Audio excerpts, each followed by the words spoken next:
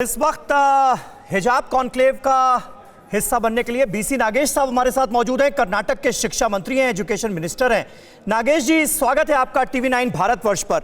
सबसे पहले मैं ये जानना चाहूंगा, क्योंकि देखिए अब हिजाब विवाद जो है ये बड़ा तूल पकड़ता हुआ नजर आ रहा है। देश के कई हिस्सों से आज प्रोटेस्ट की खबरें आई हैं, लेकिन इस बीच कर्नाटक हाईकोर्ट का जो अंतरिम आदेश आया उसके बाद क्या ये मैटर कुछ हद तक रिजॉल्व होता हुआ आपको नजर आ रहा है? क्योंकि अब तो कह दिया गया है कि कोई भी धार्मिक पोशाक जो है वो अलाउ नहीं की जाएगी और उसके बिना लड़कियां जो हैं वो स्कूल में जाएं। तो अब तो कोई दिक्कत नहीं हो रही है या दिक्कत अभी भी है?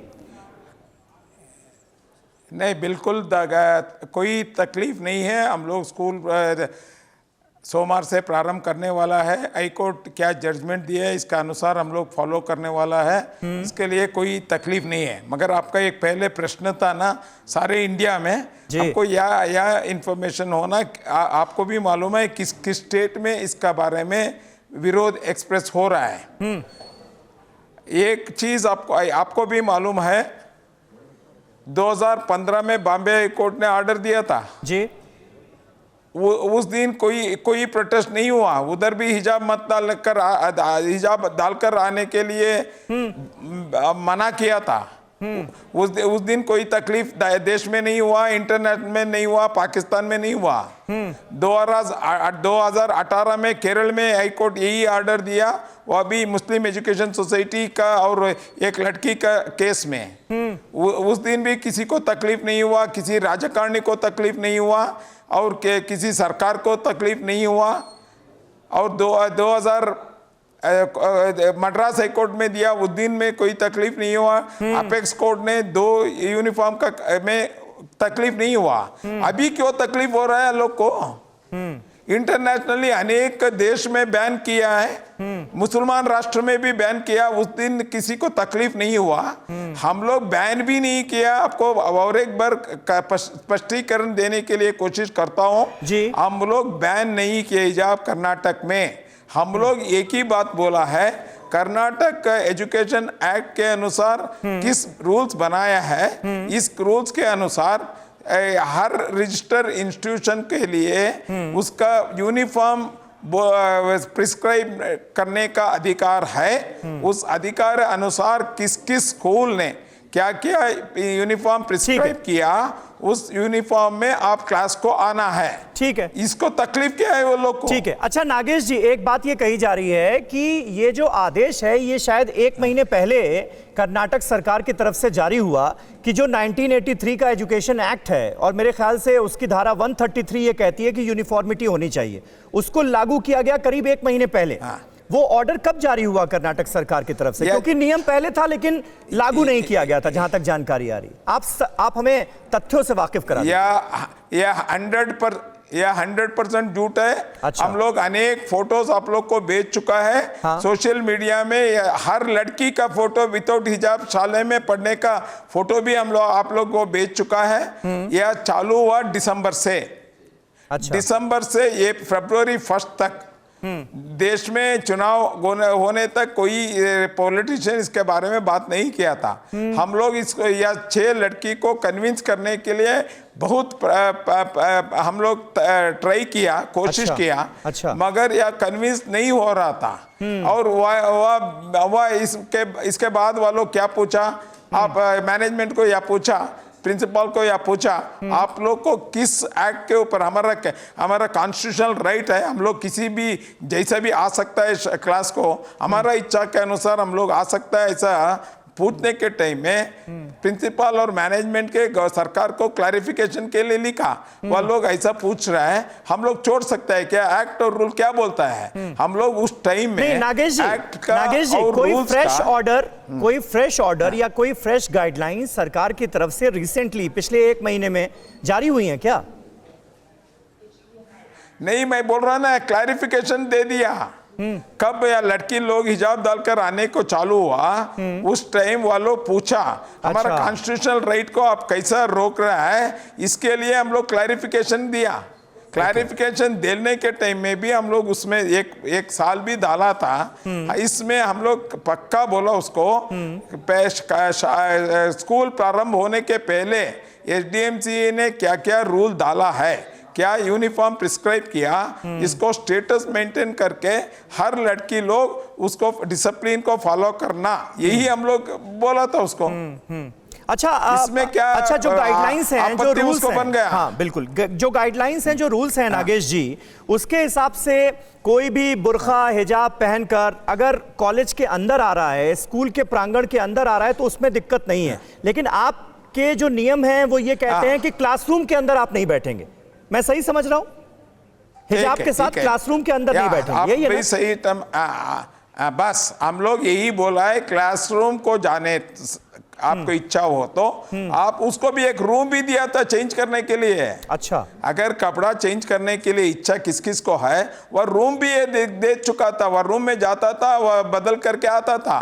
वह घमंड, वह इस चीज को, या 6 लड़के ऐसा बोला हम बिना हिजाब से चाला आ नहीं, हमको क्लास के अंदर छोड़ो, इसमें प्रॉब्लम आ गया था। अच्छा, अब कर्नाटक हाईकोर्ट ने तो कह दिया अपने अंतरिम आदेश में, नागेश जी, अब कर्नाटक हाईकोर्ट ने तो अपने अंतरिम आदेश में कह दिया ना कि भाई कोई भी धार्मिक पोशाक पहनकर जब तक फाइनल फैसला नहीं आ जाता तब तक छात्राएं नहीं जा सकती, यानी क्लासरूम के अंदर नहीं बैठ सकती। तो अब ये लड़कियां तैयार हैं अदालत का आदेश मानने के लिए? हम लोग आपका माध्यम से मनवी करने के लिए कोशिश करता है, कारण ये लोग बहुत 15-16 साल का लड़की लोग है, हमारा बहन लोग है जी जी, वह बहुत इच्छा से, बहुत एक्टिव लड़की लोग भी था, बहुत अच्छा शिक्षण ले रहा था और सब कर सरकार कॉलेज का हर एक्टिविटी में बहुत एक्टिव था। अच्छा, या लड़की लोग को किसी ने उसका ब्रेन वॉश कर चुका है। अब हर मुसलमान को रिलीजियस प्रैक्टिस इंपॉर्टेंट है, education is secondary important, but first importance is religious activity. सो वो लोग बोलने को चालू किया, हमारा रिलीजियस प्रैक्टिस है, हमारा रिलीजियस प्रैक्टिस है। आप ये कह रहे हैं कि लड़कियों को किसी ने भड़काया है? डेफिनेटली, अदरवाइज वह कैसे हो सकता है? आप ही सोचो, किस लड़की लोग 1-2 साल 1.5 साल से बराबर आ रहा है, उसको एक दिन के रात में कुछ हो सकता है क्या? अच्छा नागेश जी, ये बात सही है क्या कि यहाँ पर और भी मुस्लिम लड़कियां हैं लेकिन उन्होंने कभी हिजाब को लेकर कोई विरोध नहीं किया? 6 लड़कियां जो हैं वही ये डिमांड कर रही हैं, ये मांग कर रही हैं कि उन्हें हिजाब पहनकर क्लासरूम में बैठने की इजाजत दी जाए। इधर 90+ मुसलमान स्टूडेंट्स पढ़ रहा है जी। इसमें 6 स्टूडेंट ऐसा पूछ रहा है। और दूसरा भी एक इंफॉर्मेशन आपको बोलने वाला है जी। ये उड़पी में 9 PU कॉलेज है, 9 में भी बहुत मुसलमान लड़की लोग, हमारा मुसलमान का बहन पढ़ रहा है। वह किसी ने इसको या अभी तक या नहीं पूछा था। वो लोग डिसिप्लिन्ड स्टूडेंट्स होकर आज भी हिजाब डालकर आता है, कान तक, कैंपस तक। इसके बाद में वह इसके बैग में रखकर और अंदर बाहर वापस जाने, घर जाने के टाइम में डालकर जाता है। इसमें उसको क्या आपत्ति है?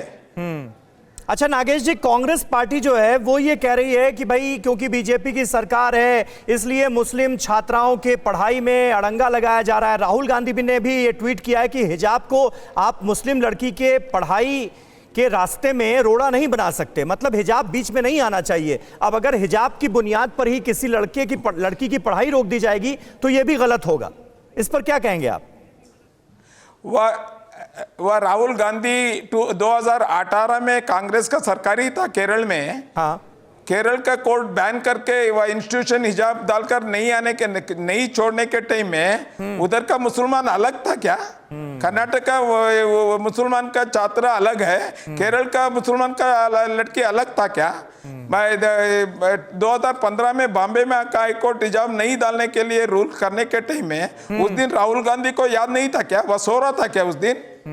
उसका कांग्रेस का नायक लोग वह क्या कर रहा था? अपील कर सकता था ना कोर्ट में, उसको इतना तकलीफ तो उसी का सरकार था, वो सरकार को बोल सकता था अलो करो। उस दिन क्या कर रहा था?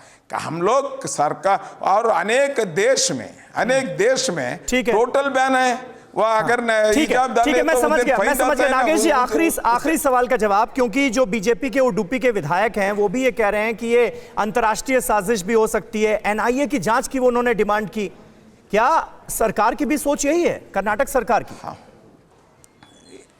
कारण हमको भी ऐसे ही